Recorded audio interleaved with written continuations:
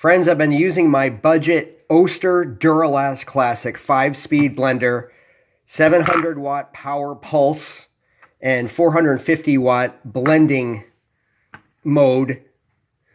We'll be talking about that momentarily. First, to make these blenders last as long as possible, do not over tighten the plastic collar here. This is a weak link in the blender. Just tighten that enough so that liquid does not leak through the base. If it's too loose, guys, it will leak through the base. So do this over the sink when you're becoming accustomed to your blender. But do not, just tighten to the touch, friends, but do not crank this collar, else it can and will break. Now, the Duralast has a 700 watt peak pulse.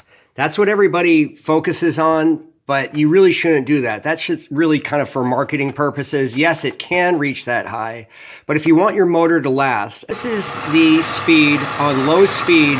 If you want that 450 watt blending mode and this blender to operate at its maximum efficiency, guys, really resist the temptation to get it done quickly and do this, because you're just going to fry out your machine.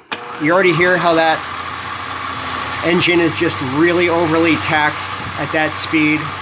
Don't do it. Resist the temptation. Look at what it did to it just totally annihilated that blender drink. But resist that temptation to put these things on high mode, guys.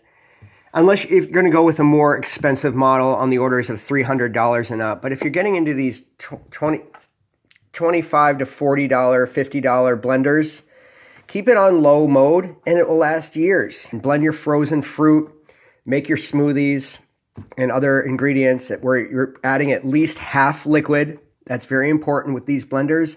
And keep it clean, and post your comments below about how wonderful it is to have a blender with hot weather just around the corner, if not already here for many of you.